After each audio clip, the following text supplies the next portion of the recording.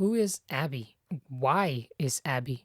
And what even is Abby? Well, spoilers, it's a rabbit.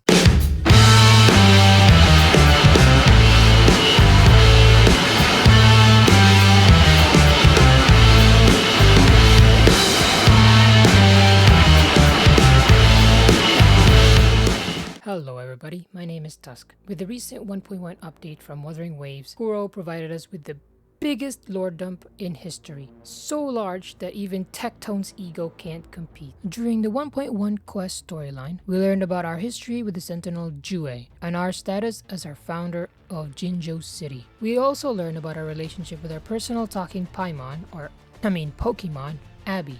We learned that Abby is a unique tacit Discord capable of speaking, unlike regular echoes. However, we are also informed that they aren't necessarily unique, as there are echoes from foreign countries like Rinas, where some echoes can speak and are regularly involved in daily life activities. The most interesting yet subtle detail that many people might have picked up is that Abby is always hungry. Now, maybe because he's just a fat but the game really highlights the fact that Abby is always hungry, and they go as far as describing his hunger to resemble that of a black hole. If your gamer senses haven't already tingled, I'm going to tingle them now. The idea of Abby having insatiable hunger for food might have reminded you of the demon Beelzebub, the demon that represents gluttony and envy, also known as the Lord of the Flies for their ability to fly, just like Abby. These characteristics of the demon Beelzebub are made directly from the idea that Beelzebub is one of the 7 deadly demons or 7 princes of hell. However, Beelzebub is the name used in several texts as the alternate name for the most famous devil of them all,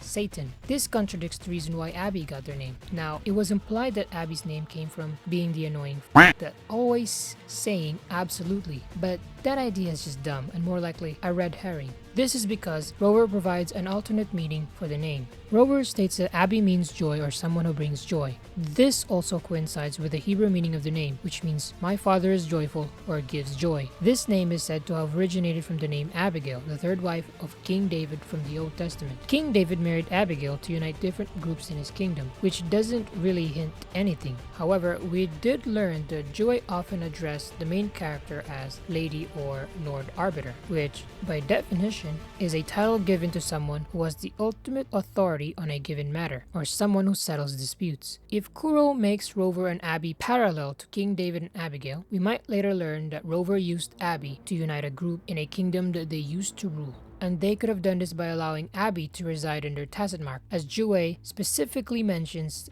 that we have given Abby permission to reside in our Tacit Mark. Unfortunately, we lack information to confirm anything about Abby. However, this information can prove useful later on if we learn more parallels between our main character and King David from the Old Testament. Before I start the next section, I would just like to mention that I do not speak Chinese, so I will mispronounce a few names in this video. Most of my research is comprised of articles and websites from Google, so I might make some mistakes as well. If I do, please feel free to comment down below. And while you're down there, why not hit the subscribe button and notification bell? Another parallel we could make with Abby is with the Chinese mythological creature, the Tao Te, or the greedy glutton, one of the 4 evil creatures of the world often referenced in Chinese classical text, alongside with the Hyundun, or the chaos creature, Xiong Qi, distressingly strange or someone who hates righteous people, and the Tao Wu, black stump, which is described to be a reckless or stubborn creature. It is stated that the 4 evil creatures of the world are opposed to the 4 holy creatures, which are the azure dragon, vermilion bird, white tiger, and the black tortoise. This directly coincides with the description of the sundial in Wuthering Waves, which we were given to decipher Jin Shi's message. In its description, it mentions in the east the teal long, in the west the white tiger, south the vermilion bird, north the black tortoise. At first, I thought the 4 heavenly creatures were related to the echo bosses on the map because we have a giant tortoise. However, the first 3 creatures do not exist anywhere in Wuthering Waves, other than maybe Jue could be the teal dragon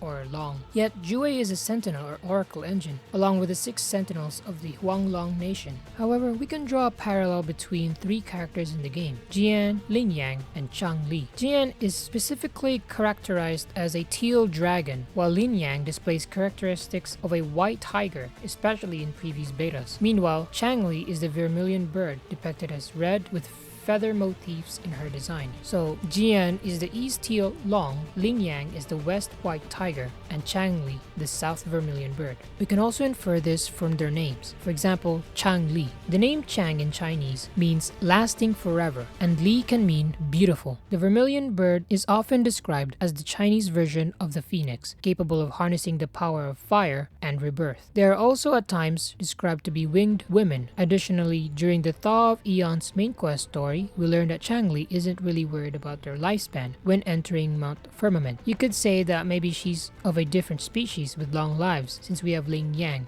But what if she's capable of rebirth, just like a phoenix or the vermilion bird? We see from previous trailers that Chang Li is shown as a child in one of the previous trailers. We could guess that perhaps this is because she became a child after spending too much time at Mount Firmament, making her need to be reborn and become a child. Now maybe it's also just a flashback, but who knows? Why do we care about names of each character? Well, because Kuro is very specific with their names. For example, Ling Yang's name could mean bell, chime, or nimble, whilst Yang could mean positive or electric. Especially in Taoism, it's described to be the male principle, which connects him to his other name, the Jingo Beast. Jianshin could be strong mind, as she is always talking about breathing techniques. Jinshi is the golden wish, as she is always talking about granting people their wishes, as well as the city of Jinzhou being the golden land. However, Jian's name is sort of an oddity to me, as his name could mean fear or avoid, or inflammation and flame for Yan. Perhaps this could be a reference to him being afraid, as Geshu Lin describes him as a coward for retreating during one of the wars. However, Ji could also reference the 9 mansions of the Azure Dragon, so there could be connections that could be made there. There's still much more research to do concerning Wuthering Wave's story and its relevance to the 4 holy creatures, but we can see that they could be their source of inspiration. However, if these stories are linked, it could spell big trouble for our main character, as Abby might be an evil spirit, the Tao Te.